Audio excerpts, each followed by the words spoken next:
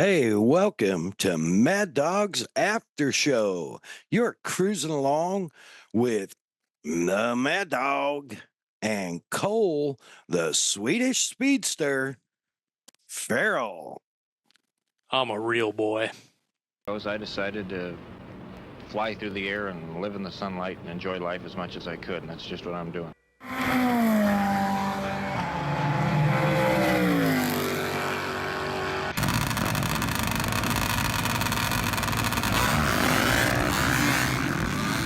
Okay, it's happening.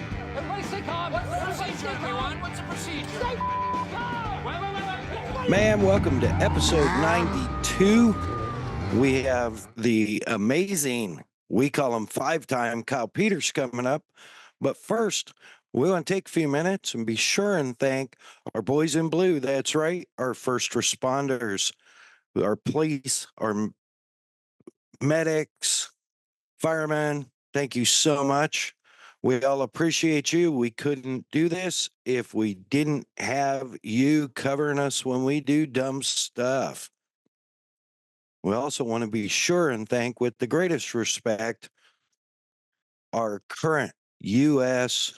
service people all around the world, our veterans, and of course, the families of those MIA, KIA, and our POWs.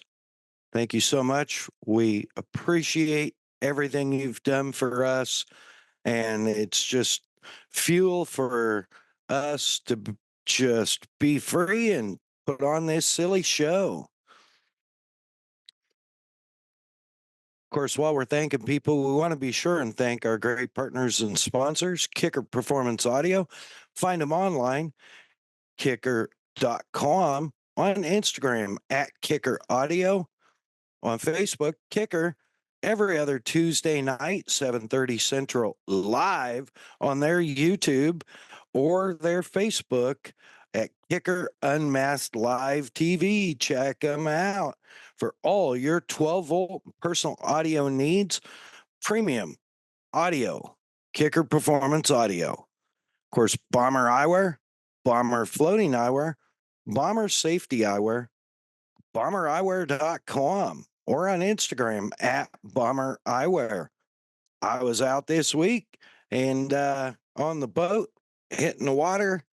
Was grateful jumping in and out to have my Bomber Floating Eyewear. And of course, I always wear the polarized safety lens. Keeps the bugs out, keeps the wind out. Jump in the water with them on. If they come off, which they rarely do, they float. Check them out. BomberEyewear.com.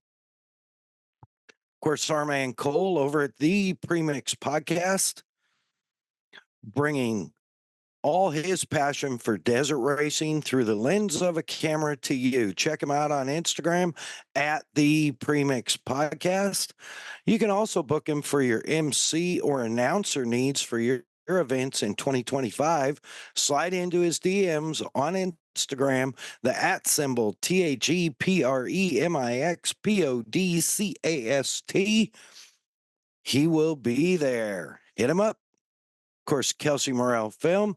Find her on Instagram at Kelsey Morel Film for anything you need from pre-production to post-production, whether it's stills, video, TV work, commercial work, whatever you need. Find her on Instagram, Kelsey Morel Film.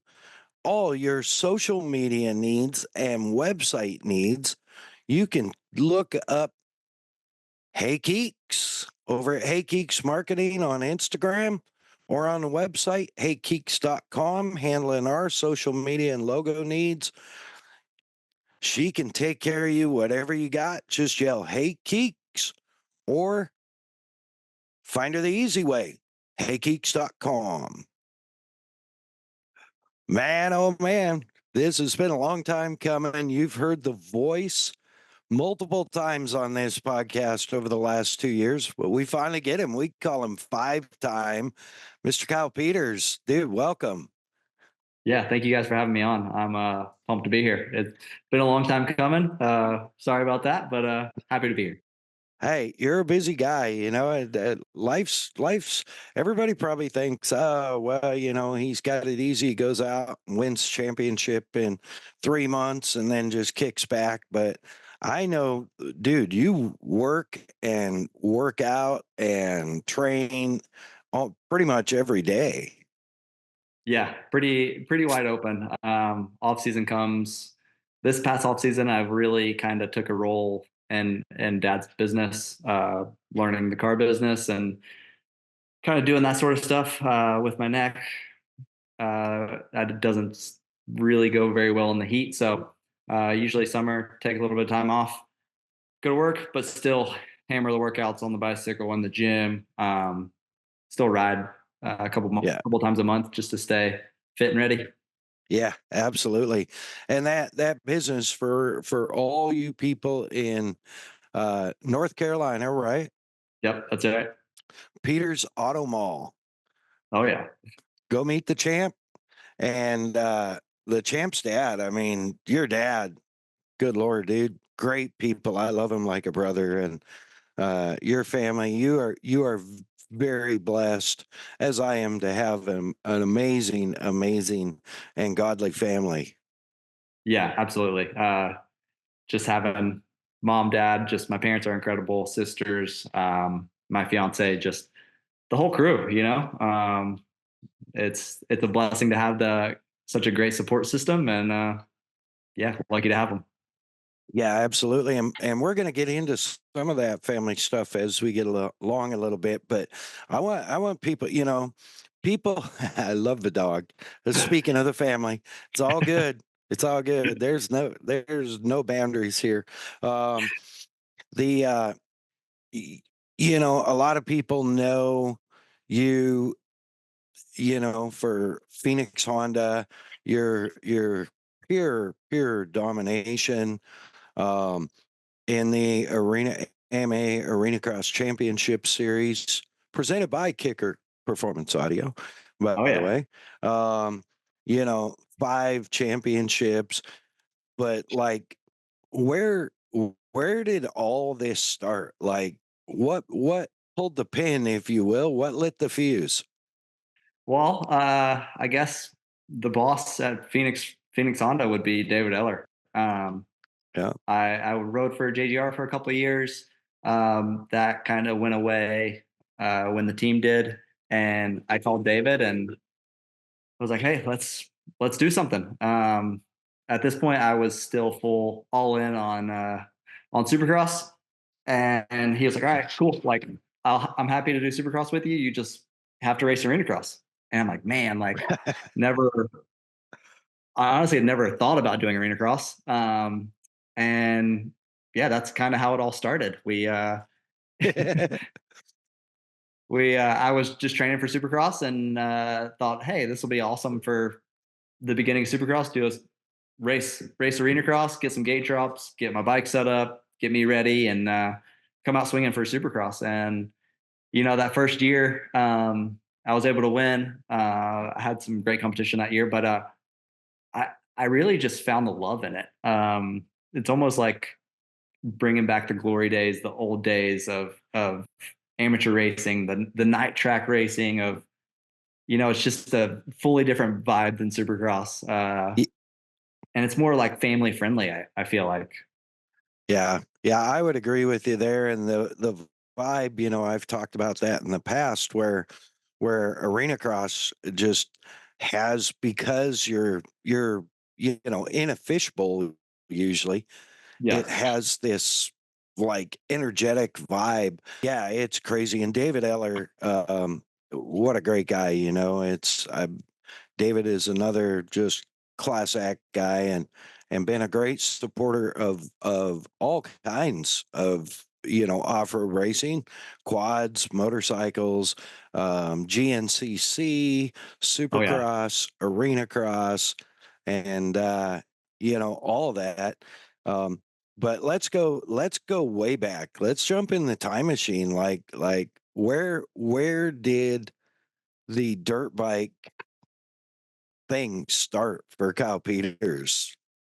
Man, I remember it very vividly. growing up, it was baseball, basketball.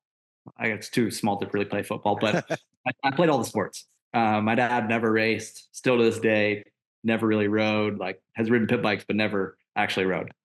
Right. So um, my uncle used to race back in the day on my mom's side. So I had a few cousins that rode here and there, and they actually got pretty good as an amateur. But I was like, man, like I really want to ride. Like that, I see them ride. I see them kind of going around like, man, like that's what I want to do. And actually, funny enough, my dad took me to a Greensboro Arenacross when I was about 8 years old. And Wow. from that point on, I was hooked. Like, I have to do this. Nice. So that's what lit the first fuse. Was how crazy is that it started for you with an arena cross race, and right now, I mean, you're I guess tied with the great buddy Yep. Antonez, right? And Yep. 5-time champions and the only ones in the history of the world. Yeah, it's really cool. Like, come full circle. I actually have a photo of me at an arena cross. I'm guessing it was Greensboro. I was still really young on 50s, but it's like during autograph sessions, I'm sitting next to Jim Neese and Jim Chester. So Nice. really cool. Oh, that's rad. So did you just start from there? Your dad got you 50 and away you went? Start on the Yeah. PW 50 or Yep. Santa came on Christmas morning with the PW. From that point on, rode around the yard, did some local night track racing, um, and really just kind of. My dad had no clue, like which route to take, like how we did this, where do we do this, kind of sort of thing. So just worked our way through it. We would race. When I got a little bit older, we raced every single weekend. Didn't matter. He'd get off work early, pick me up from school, pin it to the track. I'd go ride, practice during the week a couple times, but we were racing every weekend, whether that was in Florida, drive down to wherever the fast guys were. That's what we wanted to do, was race the best. So yeah, from that point on, it was wide open. And he always told me, I'm not going to push you. Like, as long as you want to do this, cool. I'm with you, whatever you want to do, but you got to push this train. So that's what we did. I would say Mr. Kevin Peters is a wise man because he helped you not only follow your passion but encouraged you and supported you. And I know the whole family did, but to this day, like I when he's not at a race, I'm like, what's wrong? What's going on? Yeah, absolutely. So my whole career, amateur, pro, didn't matter, overseas, Australia, whatever I was doing. Dad's maybe missed 4 to 5 races my whole life. So Yeah. love having him there. He's a big supporter, him and my mom. So and I'm very blessed that he's been able to do that. For sure. And you hit just barely on it there, but you have raced literally like all over the world. Yeah. I mean, highlight some of those, because that's different than, going to like whatever, one of the supercross races, in wherever, Florida or wherever you're going to race supercross. I mean, Oakland or the Coliseum or Anaheim. I mean, all over the world, it's a much different feel, For I would sure. guess, in other places. Yep. Just this past year, I did the WSX in England, and then the series kind of got a little hairy. But raced in England, I raced in Belgium, all over in Germany. Lived in Australia for basically 2 years. racing there, Canada, just everywhere really. Trying to remember, but yeah, I've been super blessed, super lucky to travel the world and get to race dirt bikes. Yeah, man, I mean, that's pretty cool. That is, I'm not gonna lie, that's pretty cool. Be able to just travel all over the world, literally. And how are the crowds different comparatively, like to say the American crowds, um, on the Supercross side, because you mostly raced like Supercross and outdoor in Europe Yeah, and Australia, right? yeah, yeah. Yeah, okay. So how are the crowds like? Is there a difference? It's pretty similar, honestly. As far as like how many people show up, certain races, like really big races, and some of the European fans, the Australian fans, like maybe a little bit more wild, Yeah. uh, excluding like Redbud and places like that. But yeah, just it's such a high vibe. They don't have the racing like we have over here as often, I don't think. So when it does go over there, certain races and stuff, they really get pumped up about it. And it's really cool. Oh, that's rad. Yeah, I was laughing about your Australian comment because I have some friends that are in Australia, and they I totally I've hung with them a fair amount, and I Mhm. totally get the wild vibe. Yeah, And definitely. I heard a lot of stories. I of course started when I worked for Muzzy's. I started after his, World Superbike domination days and all that. But he had some Australian riders and raced in Australia, every year. Yeah, And so I've heard a lot of stories about that crowd, and being down there is different than being up here with them for sure. yeah, absolutely. It was super cool. Like I wouldn't trade that for anything. Yeah. So then you were, like you said, you were riding Supercross for JGR, Mhm. and that basically operations pretty much closed up, right? Yeah. And so then David, I mean, you don't just call David Eller. I'm guessing he was on your back at some point anyways, prior to that. Yeah, we talked in the past for years leading up to it. Hadn't quite made a deal work yet, but yeah, when that ended, I kind of knew where I wanted to go. It was close to home base for me, anyways. It's Salisbury, so Yep. it's about 45 minutes from away from the house. So yeah, that was kind of where I wanted to be, and thankfully he took me in and has treated me like family, and it's been wide open since.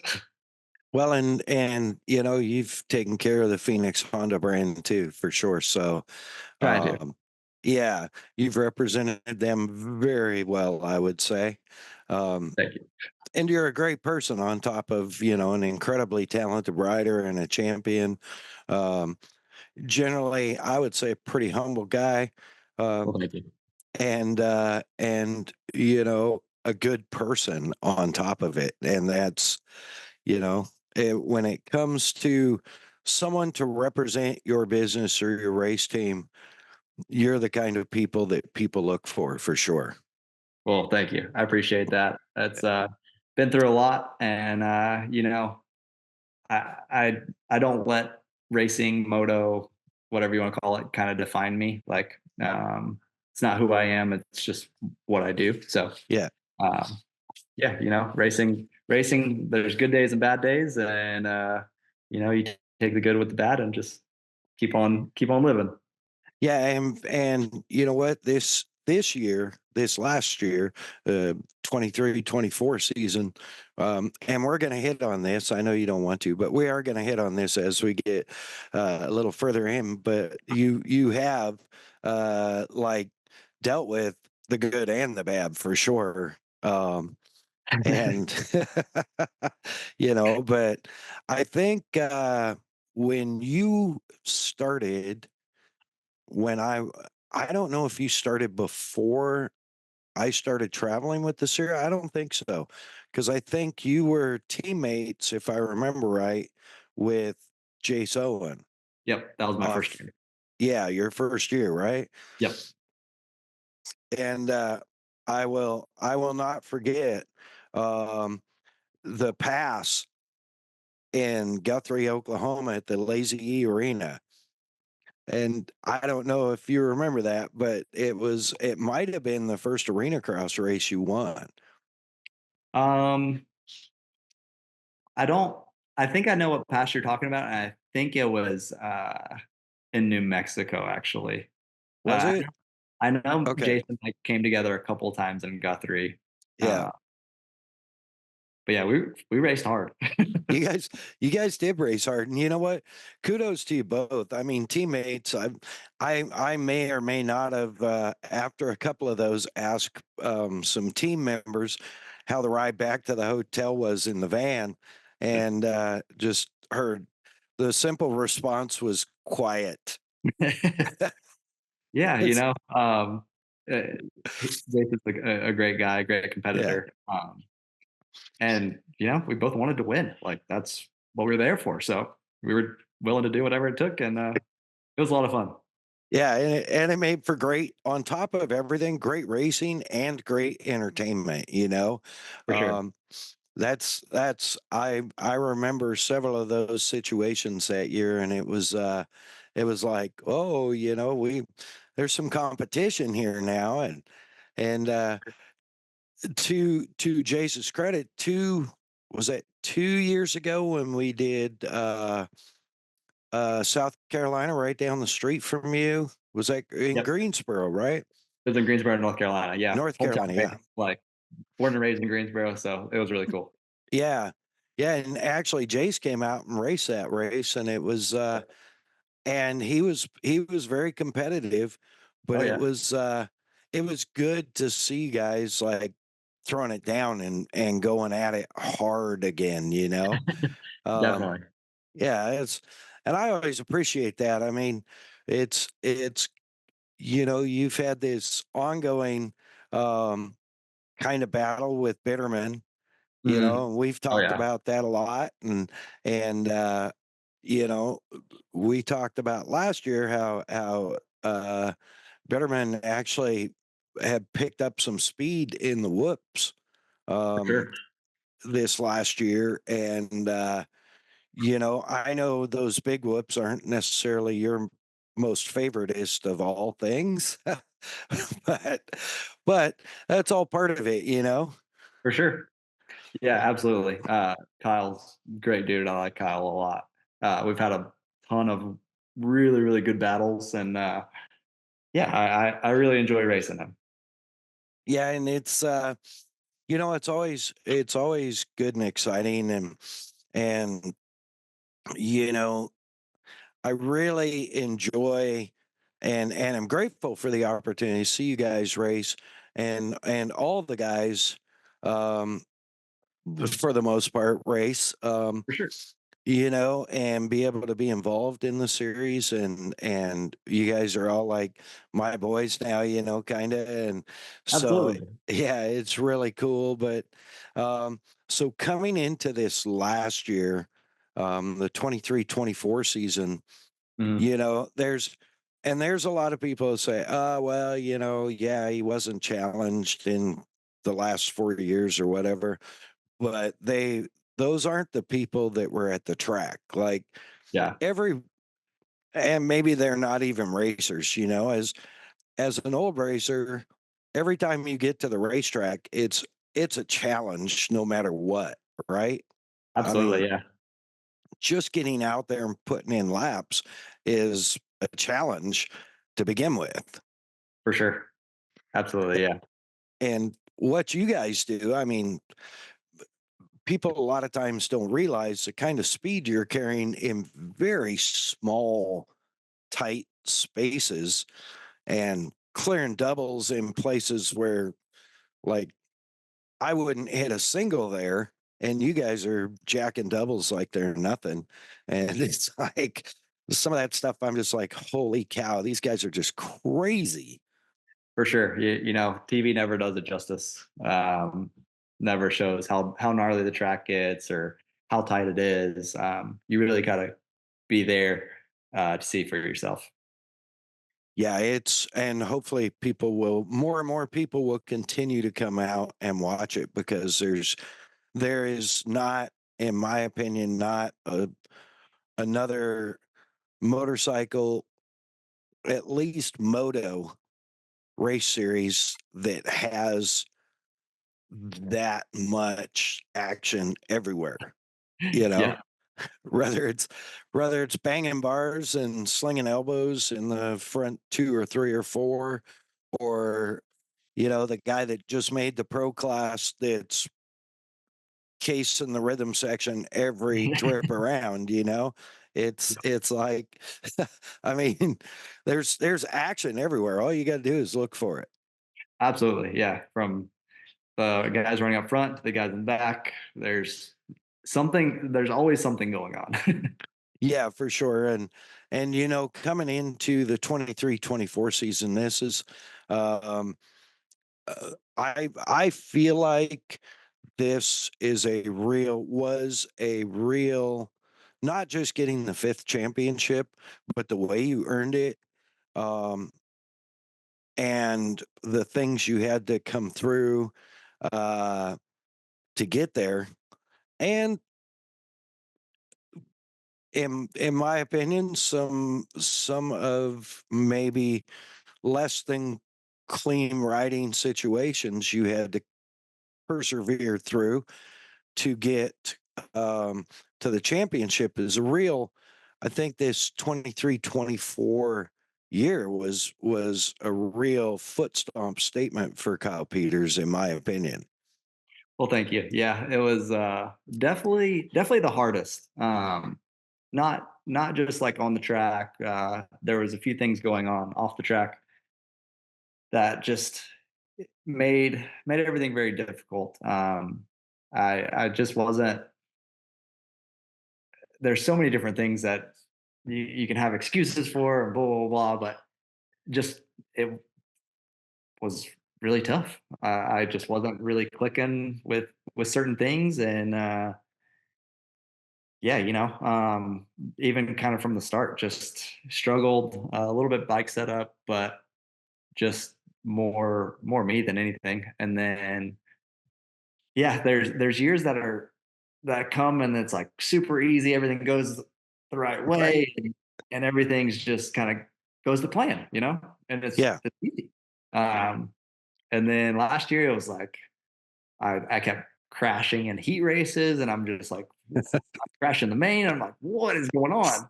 And like, if you don't make it in the first two of the heat race, you're on the back row for the first main, and it's like, oh no, like worst case scenario. So there was definitely a lot of times that I was like, man, like just just kicking myself in the butt. Just what am I doing? But we got through it. Looking forward to a much better year. Yeah, well, and for all those listeners that don't know this part, um, you jump back into Arenacross in pursuit of the championship first weekend of December 2023, after what, 9 months after breaking your neck? Yeah, so I broke my neck April 9th. And then yeah, we were in Albany, Georgia, I think first weekend of December. Yeah. Yeah. No, Boise. Oh, this past year. Yeah. So So has it been a year and a half, 2 years now almost? yeah. Yeah, yeah. So Wow. it would have been the 22-23 season. And Yeah. Okay. season went great. Yeah. It was like Yeah. I couldn't really make a misstep. Like it was just starts were coming easy. I was flowing with the tracks. Just I was able to like maneuver through the pack really well. Where this year, like I felt I caught myself getting into some people and people getting into me, and then just not really, just didn't really click. But Yeah. that's racing. So But that also puts an exclamation point on, in my opinion, on the fifth championship. Is it wasn't things weren't flowing, things weren't easy. yeah, I know, talking to you, talking to Rob, talking to your dad, um, you know, I mean, consulting with your dad every week, basically, yep, and there was a lot of other factors that were involved there too. I mean, you know, um, like I said,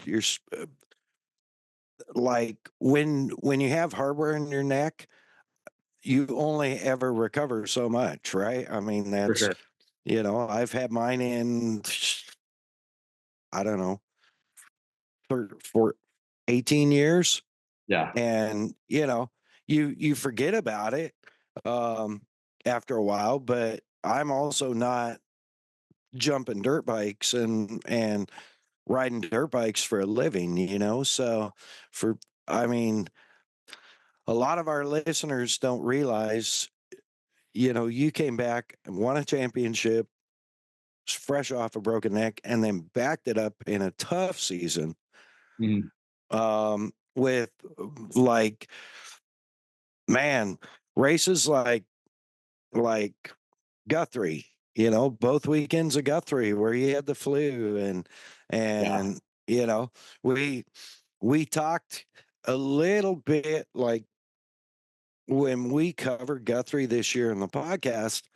I was like, he's uh we actually, honestly, we spent more time talking about the 450 switch yep, than we did, but I did make mention that you weren't feeling that great, and you starting off first of the year, even, you know not I don't want to take anything away from Ryan Brees. I mean, he's fast. for you sure, know absolutely, that they had that Yamaha tuned up. um and eventually it ended up being no match for Kyle in the Honda, for sure. But you know it there's a lot of things, and looking back, watching the whole season and being through the whole season, I'm like, oh, well, that could have been a pivotal point. That could have been a pivotal point. But just last season, I mean, you guys were back and forth all the time. for sure, Um, he was riding uh, I don't want to call it an unfair advantage, but he's a bigger guy than you. for sure. Um, he certainly got you in weight, you know. and and if he listens, too bad. It. Look in the mirror. Um, Shame on me. But but no, he was riding a 450 and you were on the 250. And the 450 is great at starts. Yeah, it was very, very hard to compete on the start. Elevation as well. We had a lot of races at elevation, Yeah, but no excuse. Like I tried everything I could. I gave it all. yeah, And yeah, he was riding great. yeah. I think he did a good job. I think when the pressure started to come on, and I would say the real pressure for me, like in the battle for the championship and whatnot, started with the Daytona triples. Yeah, the Daytona 1 was very rough. Um, didn't make it through the heat race. Got put into the wall in the semi. Ended up breaking my thumb.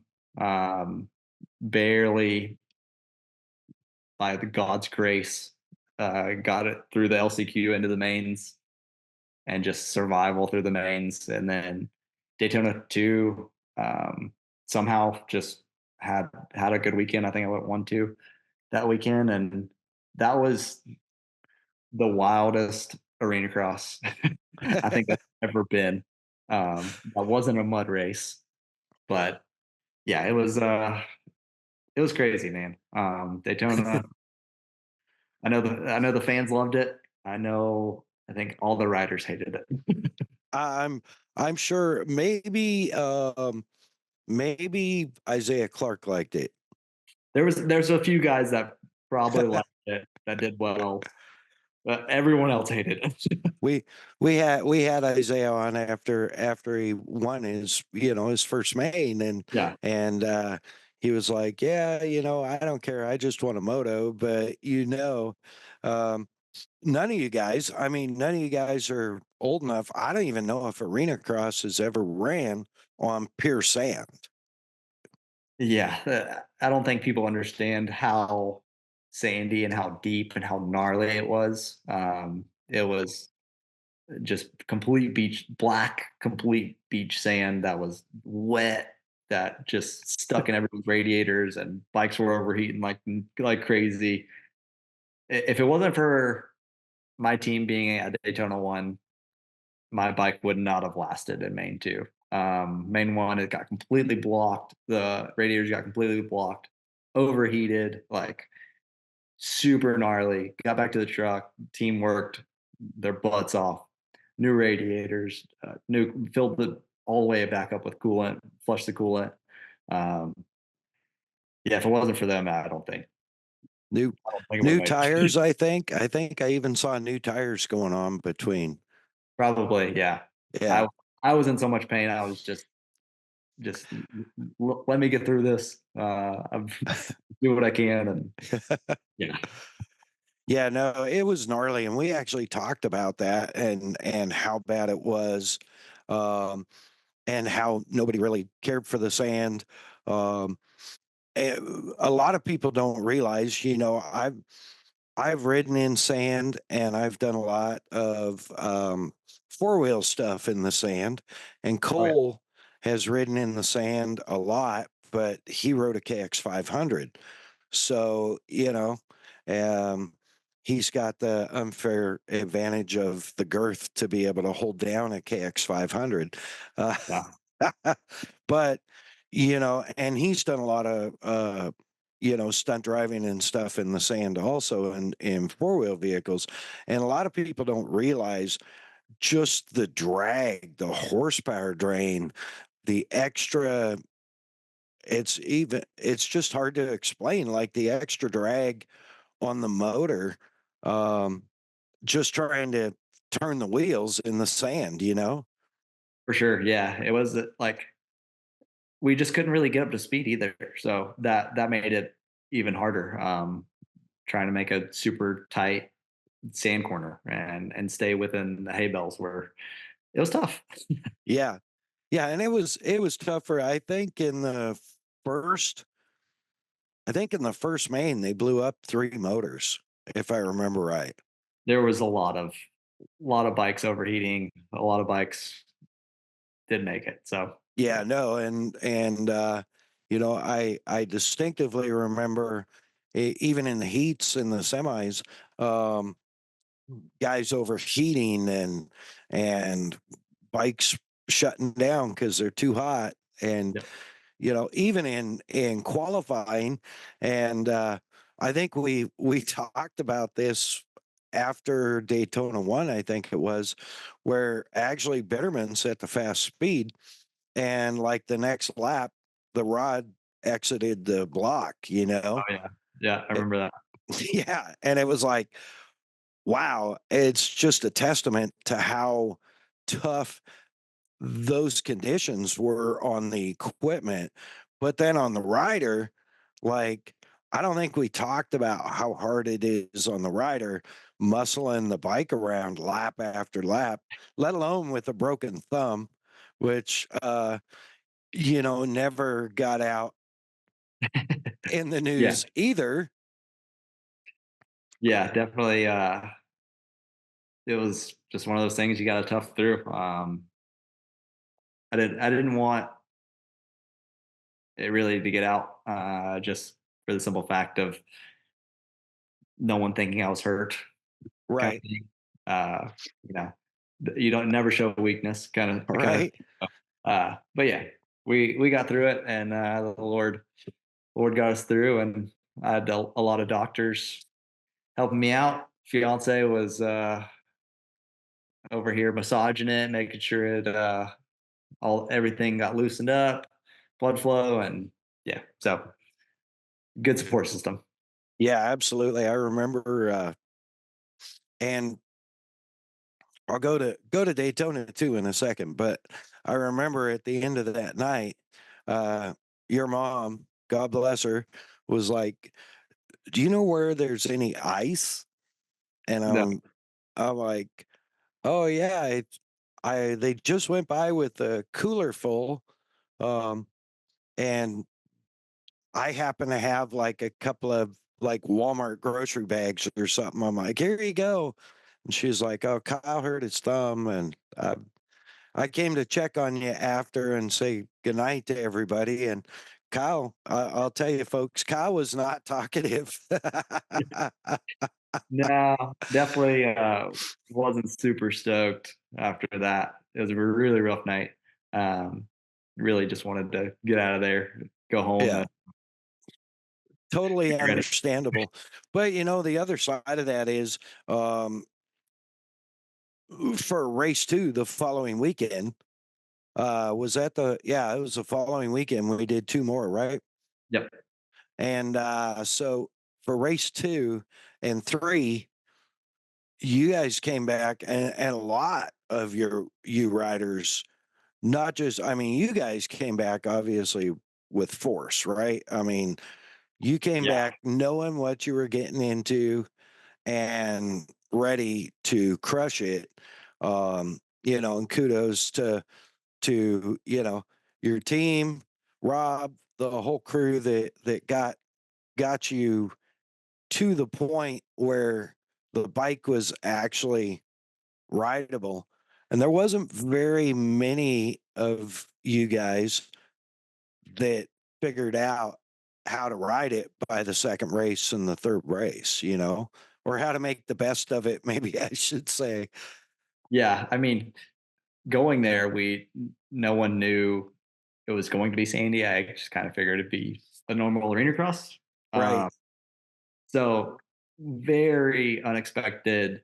Didn't have the right parts, equipment. Didn't have just very caught off guard. I think majority of us were showing up that first round. So weekend two, we knew what to expect. We knew it was going to be gnarly. How bikes were going to be tough. So yeah, thankfully the team got everything ready, got geared up, got me ready, got the bike ready, and off we went. Yeah. Yeah. And you did, two and three went off basically, no more injuries. And I know you came out of the Daytona Triple, not when we got to, what was the next one after that? I would have to look it up. I don't remember it now. I think it went straight to Vegas, didn't it? From Daytona. Did we? Oh, there was supposed to be another one, might be, but you weren't coming out of Daytona two and three. Like, you weren't necessarily the happiest of guys, you know. But all anybody in the top, realistically, any guys in the top three or four weren't very happy coming out of Daytona one, two, three. Like, Yeah, yeah, you're definitely right. It was not. I mean, it was just very kind of a wrench thrown into the plan of our series. We were all yeah, fighting points. It was getting really close, and then it was just like, whoa, what is this? So it was something that I don't think any of us expected, but we all had to race it. We all raced it. And thankfully had a rough weekend round one, but the doubleheader the second weekend seemed to be a lot better. Yeah, yeah, for sure. And that, that speaks to the championship focus also, and we talked all year, we recap every race, throughout the year on the podcast. And one thing I've talked about often is how cerebral Kyle Peters is when he rides. Because there is times where you're like, okay, bigger picture, For sure. you see the bigger picture. I'm good here in whatever second or third, or uh I got the points I need to stay where I need to be to continue to move forward towards that championship. And a lot of guys don't see that. A lot of guys get in that situation and start to panic ride. For sure. And that's when you have even worse situations. So Yeah, absolutely. There are definitely times it's like, all right, bigger picture. There's a lot of pressure to get this fifth one. So it was just kind of championship mode. Really kind of from a couple rounds in, and just manage it. Not really what I like to do, but right. it's I want to go out there, give it my all every time and win. But bigger picture, we got it done now. So all Yeah. good. Yeah, and then I guess we probably did. I haven't pulled my calendar up, but off to Vegas for the championship weekend. Mhm. And I think now, when did you win? Was that round 2 or round 3? You went in Daytona, you went 1-2 or Uh, 1-1? no, I believe it was 1-2. I believe I believe it was round three at Daytona. Um, the second the second one at Daytona, I believe I went like 1-4 or Yeah. something. I ended up crashing, tipping over, and then had to come back. So yeah. There was one of those you ended up starting, and we talked about this. You ended up starting the back row, Yep. and Reese was out in the front row, Mhm. conveniently, and Yeah. you got about halfway through the race, got up and got clear in second, and man, you just started. I watched you do this 2 or 3 times last year, and it's like you just chill, chill, chill, put your head down, and just cream. And there's nothing like what you did in Vegas, you know? I mean, dude, that was so exciting to watch. I was standing up top watching the race um, with Akon, and Yep. Brees had a pretty healthy lead. I think that was the first main. Um, and I think he put like a block pass or a rough pass on you and knocked you back a ways, and you started hunting back. And I think that was in Vegas. They all blend together for me, but They do. man, you put your head down, you got cruising, got the feel, put your head down, and I I am a mental lap counter time wise and Mhm. segment wise from, I think, from back in my days, and then as my days as a crew chief, like segments were everything, right? That's how you. So I'm like always counting in my head, and I looked over at Akon. I'm like, "Hey, dude, he's made the fish," and I'm like, "He's reeling him in," and he's like, "It looks like it." I said, "Nah, he is. He's picking him up." I said, something's going to happen here. And you made a pretty aggressive, especially for Kyle Peters, a pretty aggressive bump block pass that stalled him basically going into the whoops. And the arena went nuts, dude. Yeah, so that was actually the heat race. Was that in the heat? Okay. That was in the heat race in Vegas. Yeah, it was a great race. Yeah. Kind of back and forth a little bit. And yeah, saw opening, had to take it because I knew Vegas. It was start was short and it was very important to be on the inside. So yeah, Yeah, that was so exciting. And then, um, pushing on to the second main, the end of the second main. Um, I know that, in talking to Rob, um, I think between mains, it was like I knew where you had to finish Mhm. to be able to win. And, I saw like when you hit, I think it was fifth place. Yeah. I saw either your dad or Rob holding out, the Mhm. five and let you know you're there. And to your testament, you still kept knocking people off. Like you didn't slow down. You didn't go, okay, I've got it. I'm just going to coast here. Like, Yeah. I don't think you let up at all, dude.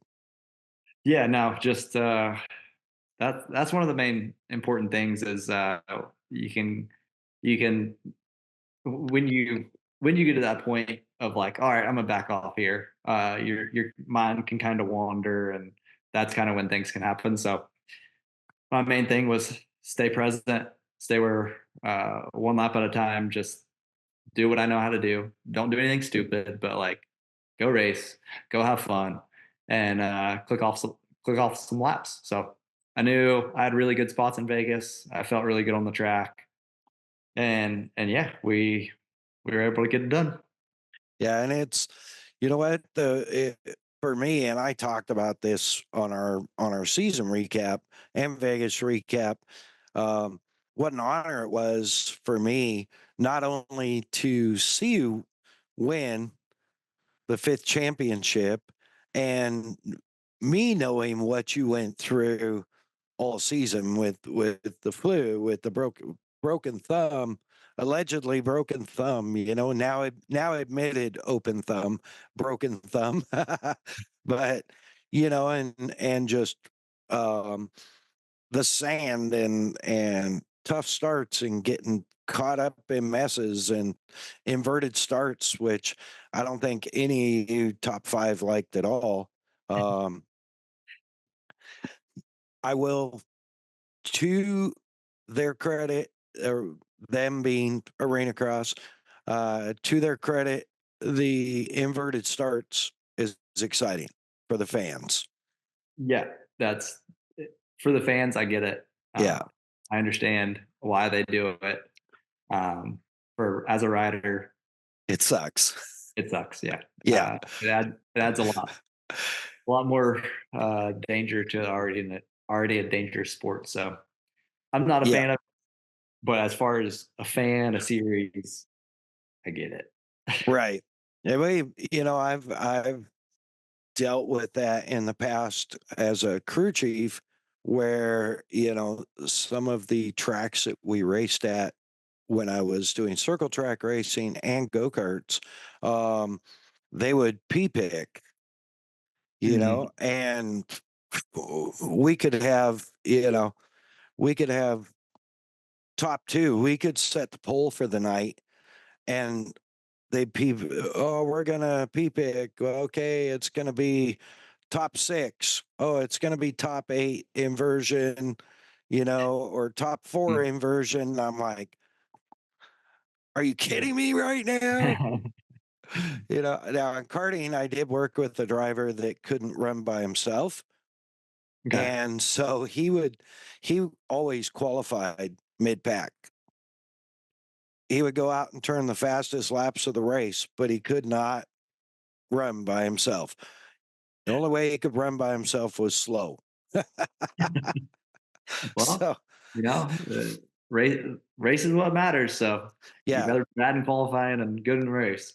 Yeah, it's well, I happen to be where I was going with all that before I got distracted was, um, when you came, the last, I think, probably 3 or 4 laps of the race in Vegas, um, I was down on the floor Mhm. and watching your dad, watching your mom. Well, your mom, she wasn't down there yet. I think she was still back in the hallway somewhere because I know she likes to hide when you're racing. Yeah, she hangs out where she can't see and just prays. So the Yeah, whole time she's always done that my whole career. So we, yeah, I've got to talk to her a few times and during the races because a lot of times I don't get the opportunity to get out there. Um, yeah, But Vegas, being the championship round, um, it was a couple of notable things for me was, when you took the checkered flag, I mean, you knew at that point, I think you looked at the board and you already knew you were in a position to win the championship. yeah, Um, Man, you came off the track. You did, I don't know, maybe 2 cool down victory laps. The fans were going crazy. I was down on the floor. You came off the track, and one of the coolest things for me was you drove right up to my razor or the mhm, kicker razor and just did this monster burnout right against front tire. yeah, And I was like, man, I was yelling and clapping, and I'm supposed to be all composed and all this, but no, it was that was super cool.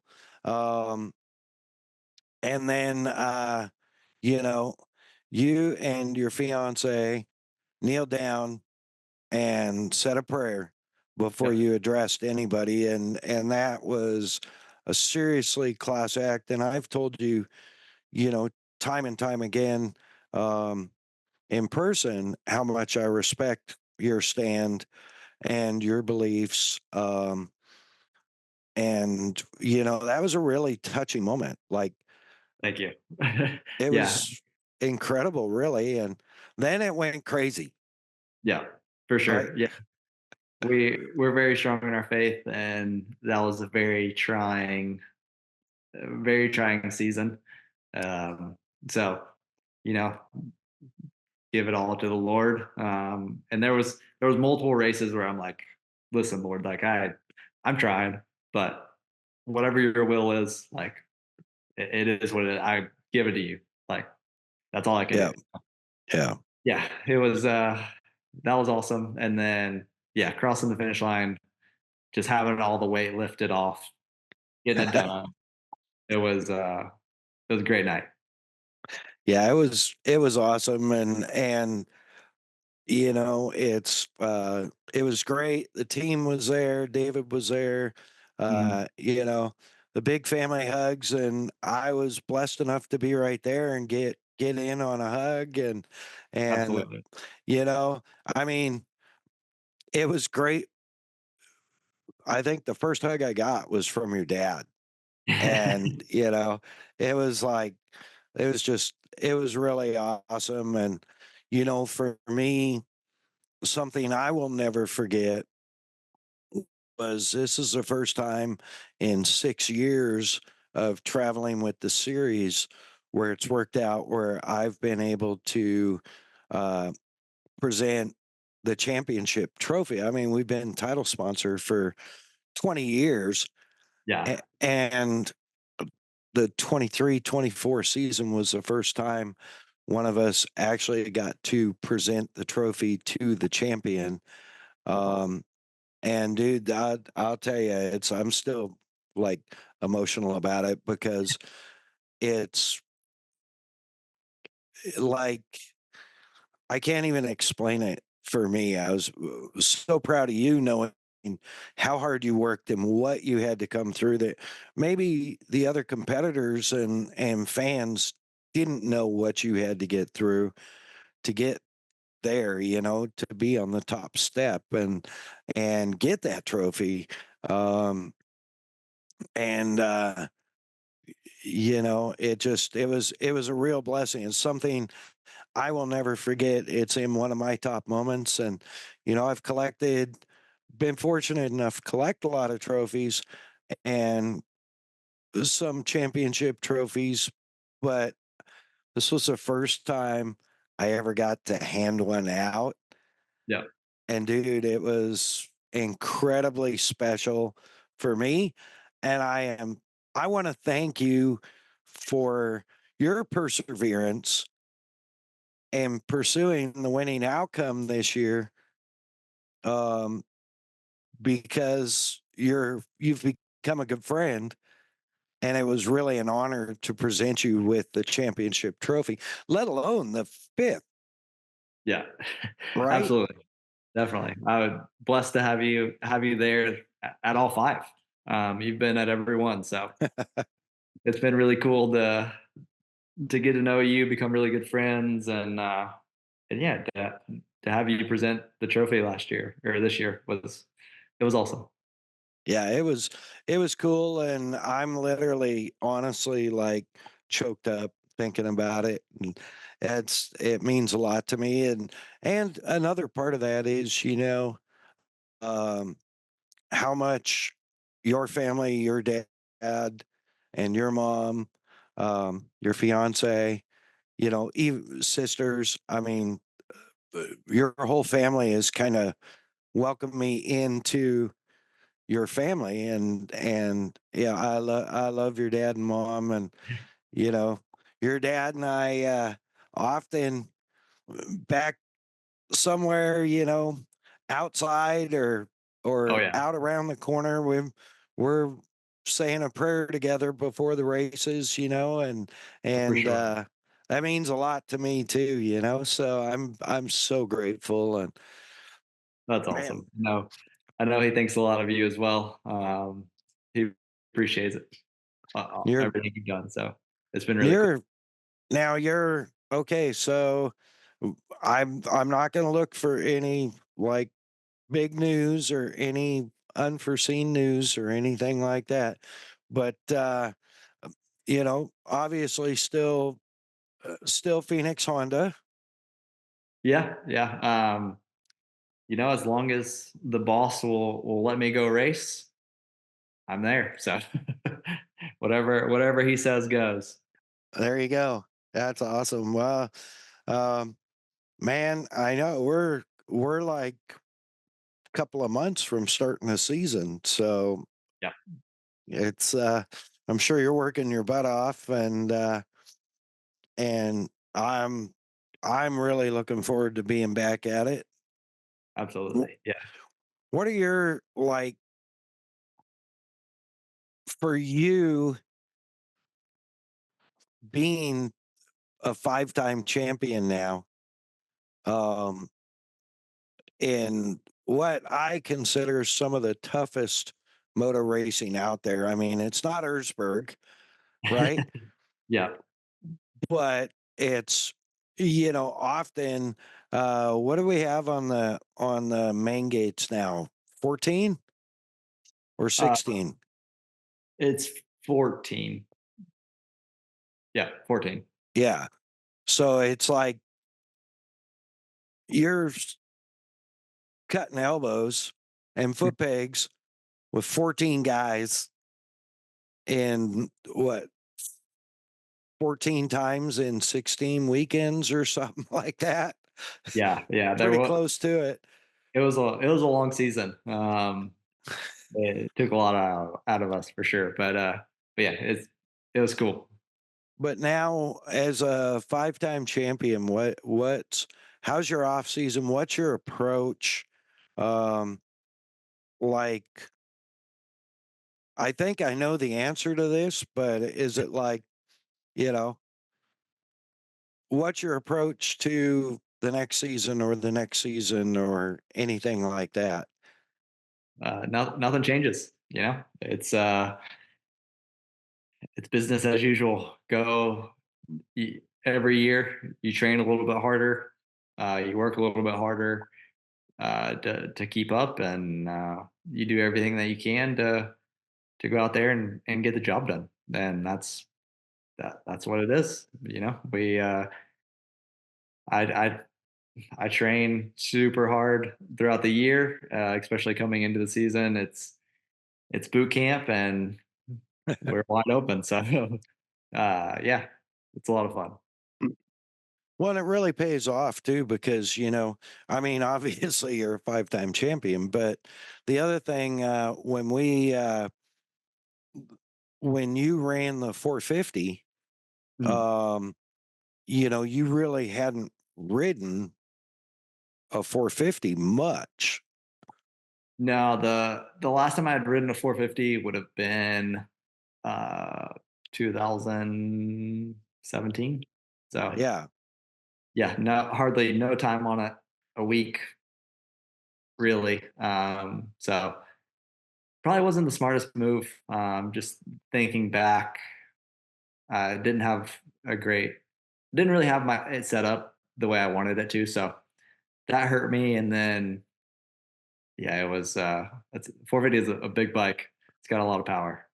But and we talked about this, I observed this, like your training, your conditioning, your mental power, Mm. even on the 450, like, um,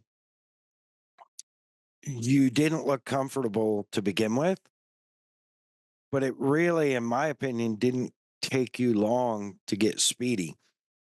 Yeah, that's with the team as well. They helped with that. So it definitely wasn't very comfortable to start off with. But it definitely did come around a little bit. I only raced it, I think, 3 races last Yep. year.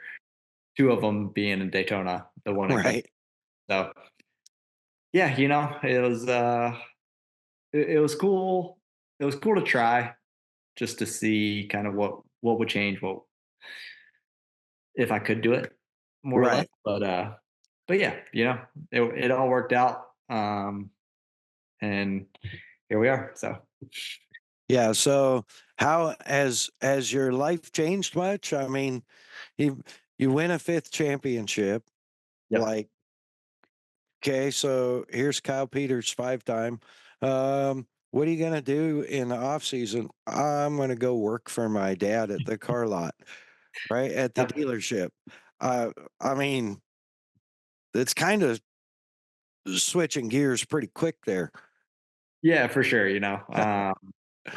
It's I've always worked there a little bit during the summer, but yeah, won the fifth.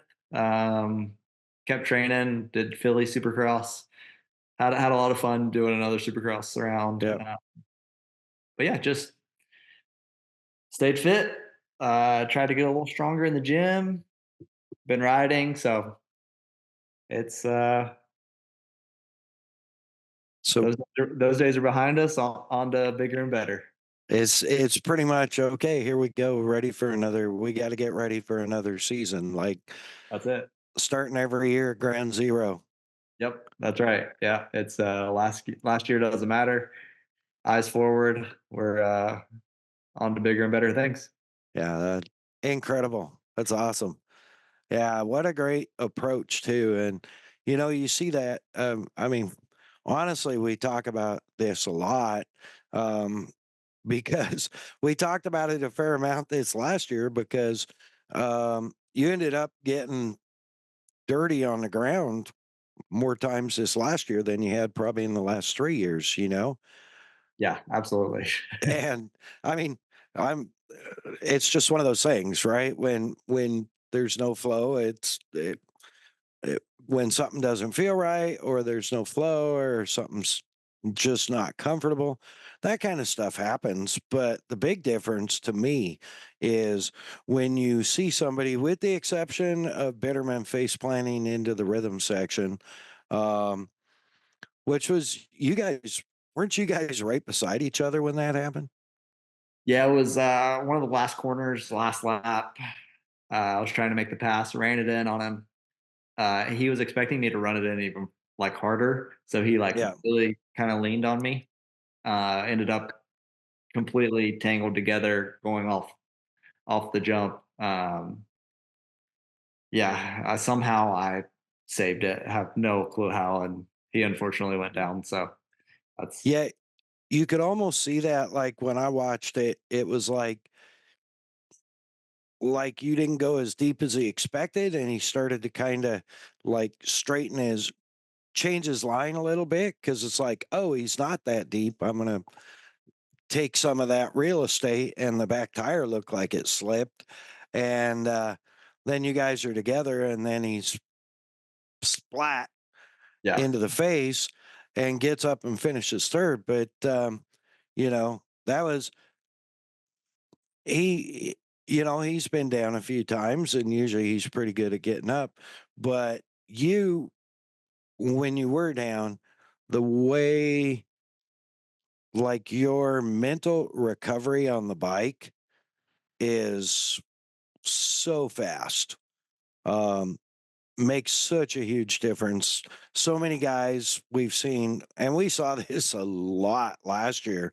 Um, Guys that go down, heat race, semi, main, whatever, get up, and you know, in the next set of whoops or the next rhythm section, it's whiskey throttle to the ground again, because they mentally didn't control the anxiety, if you will, or the angst.